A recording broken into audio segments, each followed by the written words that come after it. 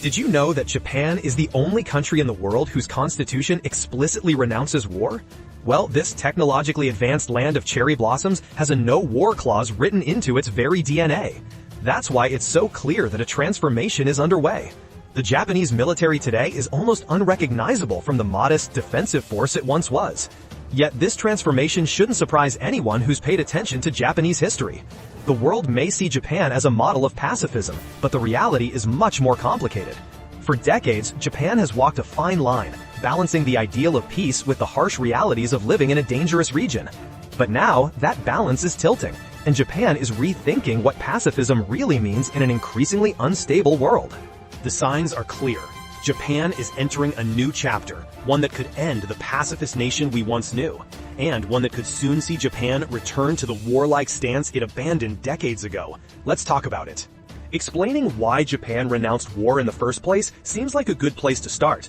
After all, Japan's deep-seated pacifism is a far cry from the militaristic power it was just a few generations ago.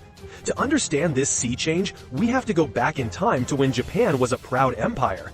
An empire fueled by ambition, imperialism, and a brutal military machine. This machine was made possible by the widespread industrialization of the late 19th and early 20th centuries. The rapid growth of factories, railways, and military infrastructure, along with a growing sense of nationalism, fueled Japan's ambitions. It also turned its gaze outward. The country felt threatened by the dominance of Western powers, so it sought to create its own empire, particularly in Asia. The growing role of Japan's military was directly tied to the nation's imperial dreams. This was a nation willing to fight, conquer, and expand at all costs. A nation willing to get its hands dirty on an industrial scale. Thus, by the 1930s, Japan was on the brink of war. In 1931, Japan invaded Manchuria, deepening its aggressive expansion in the Asia-Pacific region that had begun with the annexation of Taiwan in 1895 and Korea in 1910. By 1941, Japan had escalated this ambition to new extremes, culminating in the attack on Pearl Harbor. This action single-handedly plunged the world into the Pacific theater of World War II. Throughout the war, the Japanese military engaged in atrocities, including the horrific Nanjing Massacre, which claimed the lives of an estimated 100,000 to 300,000 Chinese. The country was becoming a formidable power, but also a pariah in the eyes of the rest of the world. The invasion, however, came at an unimaginable cost. By some estimates, more than 3 million Japanese soldiers and civilians died in the conflict. Another 200,000 lives were wiped out in the blink of an eye by the atomic bombs dropped on Hiroshima and Nagasaki. The shock of these bombs marked the devastating climax of a war that changed the world in unspeakable ways. But it was not just the loss of life that led to Japan's abandonment of militarism, it was the ultimate humiliation that followed. A nation that had once blazed the Pacific with imperial ambitions was now brought to its knees, its emperor forced to address the nation via radio to announce Japan's surrender. The Japanese people, who had never heard the emperor's voice, were stunned by the end of it all. They realized that the militarization of Japan was a mistake, and with that realization came a deep hatred of anything military. After Japan's defeat, General Douglas MacArthur, Supreme Commander of the Allied Powers, ordered the country's demilitarization. His goal was simple: to create a better world from the blood and carnage of the past. And that world, he believed, was one in which Japan would never again use military force. The centerpiece of this shift was Article 9 of Japan's new constitution, adopted in 1947. This article renounced war and prohibited Japan from maintaining military forces. Article 9 stated, "Aspiring sincerely to an international peace based on justice and order, the Japanese people forever renounce war as a sovereign right of the nation and the threat or use of force as means of settling international disputes." It went on to add, "In order to achieve the purpose of the preceding paragraph, land, sea, and air forces, as well as other war potential, will never be maintained." As we all know, forever and never are tricky words. It turns out this is more of a temporary arrangement. But honestly, we knew this long before. Less than 5 years after the ink dried on Japan's pacifist constitution, the world was pushing the country in a very different direction. By the time the Korean War broke out in 1950, the Cold War was in full swing, and the United States needed help. Japan was conveniently positioned as a bulwark against the communist threat, and suddenly Article 9 became more of a suggestion than a hard rule.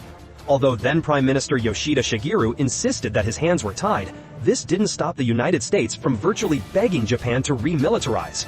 Even after Japan regained its independence in 1952, the country remained closely linked to the United States through the U.S.-Japan Security Treaty. The United States maintained a large presence on Japanese soil, with more than 130 military bases, and Japan effectively became an airfield and staging point for U.S. operations in the Korean War, the Vietnam War, and later conflicts such as Iraq and Afghanistan. Japan, despite the pacifist language of its constitution, became a key factor in U.S. military strategy in Asia. The presence of these U.S. military bases and the agreement that allowed Japan to host the largest U.S. contingent overseas fostered a certain dependence on U.S. military power. Japan, in a sense, acted as a floating airfield for the United States, allowing intervention across the region at a moment's notice. But this was not enough for the United States. So, in 1954, the Self-Defense Forces, SDF, were born, a compromise that satisfied both the United States and Japan's desire to keep military activity as minimal as possible. Critics called the SDF the beginning of a reverse journey, accusing Japan of betraying post-war pacifism. Despite the formation of the SDF, Japan was still far from becoming a full-fledged military power. The SDF was designed to defend the country, not wage war, as Japan continued to cling to its anti-war ideals. But the wheels of militarization were already in motion, and the pacifist constitution, while a noble gesture, was beginning to show more and more cracks. These cracks became particularly apparent after the end of the Cold War and the collapse of the Soviet Union. The U.S.-Japan military alliance, which had been largely justified by the need to combat communism, no longer had a clear purpose. Japan entered a period of economic decline and an identity crisis. The booming economy of the 1980s collapsed, leaving many to question the country's place on the world stage. At the same time, nationalist sentiment was on the rise, and some leaders began to feel that Japan had apologized enough for its wartime actions and that it was time to abandon its post-war identity. This shift was reflected in the 1991 Gulf War, where Japan's refusal to send troops due to its pacifist constitution became a point of embarrassment. So, just a year later, the Japanese Diet authorized the country to participate in UN peacekeeping operations. It began with Cambodia, where Japan sent 600 engineering troops, 75 civilian police officers, 8 unarmed military observers, and 41 civilian election observers. Next, Japan sent units to Mozambique to primarily coordinate the movement of personnel and cargo at ports and airports. In total, the country deployed 3 control units of 48 personnel each. Japan also sent 5 staff officers and 15 election observers. East Timor was another destination where Japan sent personnel in the early days, with more than 2,000 engineer soldiers, 17 staff officers, and 3 civilian police officers in the contingent. These missions may now have the word peace in their name, but many Japanese still see them as an erosion of the nation's pacifist stance. It's not a full-blown militarization, but it is a notable compromise. These reactions don't seem to have swayed the Japanese government, which has been quietly building up its military capabilities under the guise of defense since the late 2000s. The creation of anti-submarine helicopter carriers, essentially aircraft carriers with minor modifications, highlights this growing militarization, as do plans to fortify the Nansei Islands, part of which China claims. These plans demonstrate Japan's willingness to assert its security interests in the region. By 2010, Prime Minister Shinzo Abe had taken these ideas further, aiming to make Japan a normal country again, one with the right to defend itself and send troops to fight overseas. A key moment came in 2014 when Abe approved a reinterpretation of Article 9. This move allowed Japan to exercise collective self-defense, essentially giving the country the right to fight alongside allies, including the United States, if attacked. While Abe's government argued that this was a necessary step to ensure Japan's security in a changing geopolitical landscape, the move was met with fierce opposition at home, particularly from those who saw it as a betrayal of the pacifist ideals embedded in Japan's post-war identity. Despite the resistance, Japan's militarization continued to increase. By 2015, the Diet, Japan's national legislature, had passed a law allowing the SDF to support allied nations in combat. This marked a significant departure from the pacifism of the 1947 Constitution, further confirming that the country's military identity was being reshaped, even if unofficially. Abe's attempt to completely revise Article 9 in 2020, though unsuccessful due to his resignation in 2020, suggests that Japan's transition from a pacifist to a more militarized state is already underway. The reinterpretation of the Constitution has set the stage for an ongoing debate about Japan's military future, suggesting that the cracks in Article 9 are more than skin deep. They are structural and increasingly profound as Japan navigates its security interests in a rapidly changing world. And then 2022 came along and erased any remaining illusions about Japanese pacifism. Russia's invasion of Ukraine shook the global order, forcing Japan to accelerate its trajectory toward full-scale militarization. But why? Why would a conflict some 5,000 miles away, in a region with no direct connection to Japan, provoke such a profound reaction? The answer lies in the disturbing similarities and implications the invasion had for Japan's own security. It wasn't just about Ukraine. It was a wake-up call about how vulnerable nations can be when faced with aggressive neighbors. And remember, Japan has 3 such neighbors, all of them nuclear dictatorships: China, North Korea, and Russia itself. Russia's war in Ukraine has highlighted that even a nation's historical restraint or lack of offensive capabilities is no guarantee of safety. Hitoshi Nakama, a Japanese nationalist politician and fisherman, the latter part will come to mind later, summed it up perfectly. Peace is based on the balance of power. Russia has attacked Ukraine. It is a mistake to think that we will not be attacked because we have no army or military bases. That era is over. This sobering realization resonates with many in Japan, where public sentiment has changed dramatically. For the first time since World War II, a majority of Japanese citizens support strengthening the country's military defense capabilities. The invasion also revealed how unprepared Japan was for a prolonged conflict. Retired Air Self-Defense Force General Toshimichi Nagaoka pointed out that Japan was like 200 meters behind in a 400-meter sprint when it came to modernizing its military capabilities. Years of underinvestment and a long-standing 1% GDP limit on defense spending have left Japan short of ammunition, spare parts, and other critical resources. The contrast with China, whose defense spending surpassed China's decades ago, underscores the urgent need for reform. Speaking of China, we cannot discuss Japan's reasons for militarizing more formally without mentioning this long-standing rival. Japan and China share a history of conflict and mistrust, rooted in both ancient and modern grievances, that continues to shape their volatile relationship. The Second Sino-Japanese War, which lasted from 1937 to 1945, was marked by enormous suffering, including the horrific Nanjing Massacre. This brutal period has left deep scars, with ongoing debates about Japan's recognition of its wartime atrocities fueling tensions. After World War II, Japan's post-war economic rise contrasted sharply with China's struggles during its communist transition, establishing Japan as the dominant power in Asia for much of the 20th century. However, this dynamic changed in 2010 when China surpassed Japan to become the world's second-largest economy, cementing its ambitions for regional dominance and intensifying competition. The territorial dispute over the Senkaku Islands, known as the Diaoyu Islands in China, lies at the heart of modern tensions. The uninhabited islands, administered by Japan but claimed by China, have become a flashpoint of conflict. Chinese Coast Guard vessels have regularly entered Japanese waters for years, testing the country's ability to defend its sovereignty and pushing the region closer to confrontation. And one prominent figure in defending Japan's territorial claims is Nakama, the fisherman-turned-politician we just mentioned. Nakama regularly sails to the disputed Senkaku Islands to assert Japan's sovereignty. His actions, including flying the Rising Sun flag during his visits, serve as a symbolic act of defiance against China's claims. But they also highlight how tense the region has become. Adding to the tensions is China's rapid military expansion, which has outstripped Japan's capabilities. Between 2016 and 2020, the Chinese Navy launched as many ships as Japan's entire fleet, and in 2022, Beijing's military exercises included firing 5 missiles into Japan's exclusive economic zone. Of course, there is also the issue of Taiwan. Japan's geographical proximity and strategic importance have tied the country's fate to the outcome of any potential conflict. Japan's Yonaguni Island is just 60 miles from Taiwan, ensuring its involvement in any cross-strait confrontation, especially as a key hub for U.S. military operations in the region. Recent years have seen Japan describe China as an unprecedented strategic challenge, which is also unprecedented for the once pacifist nation. Previously, Japan's concerns about China were an open secret. Everyone knew, but no one actually said it, or at least to this extent. Now, Japan no longer hides behind veiled language and diplomatic niceties. Japan is also aligning itself more closely with U.S. allies in the region, including South Korea, the Philippines, and Australia. The newfound alliance between Japan and South Korea is a big deal, given the two countries' fraught history. South Korea was once a Japanese colony, and the scars of that period run deep. But as East Asia became the new theater of the Cold War, both countries were forced to put aside their differences. As you might imagine, this newfound alliance has been met with hostility from North Korea.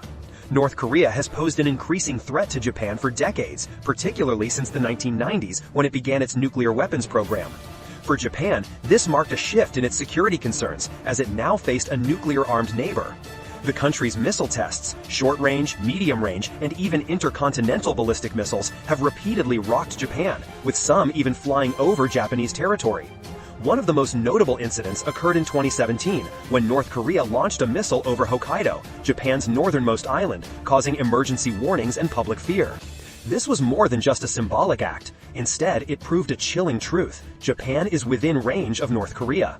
In addition to its missile tests, North Korea has conducted 6 nuclear tests since 2006, each raising tensions in the region. Given Japan's history with nuclear weapons, these developments have touched a particularly raw nerve. As the only country to have experienced firsthand the devastating effects of nuclear weapons, Japan has long positioned itself as a global leader in the fight against nuclear proliferation. However, the reality of North Korea's expanding nuclear arsenal has presented Japan with a dilemma. While the country has steadfastly adhered to the 3 non-nuclear principles, not to produce, possess, or introduce nuclear weapons, it also relies on the U.S. nuclear umbrella for security. Ultimately, North Korea's nuclear and missile tests, coupled with its refusal to stop developing weapons, have put Japan in an increasingly precarious position.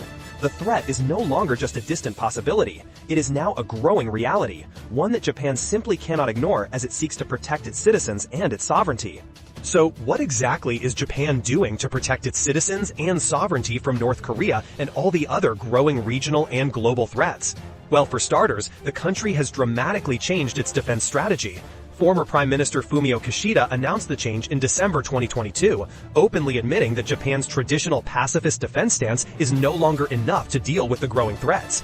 Kishida said bluntly, "Our defense capabilities are insufficient. To significantly strengthen them, we are increasing our defense budget to 43 trillion yen over the next 5 years. Which brings us to the most obvious sign that Japan may be preparing for war: unprecedented military spending. The government plans to increase military spending by 60% by 2027, which would take it to the 43 trillion yen we mentioned, or about $320 billion by 2022, making Japan the world's 3rd largest military spender, behind only the United States and China. Kishida's government has also pledged to spend up to 2% of Japan's GDP on defense, in line with NATO standards.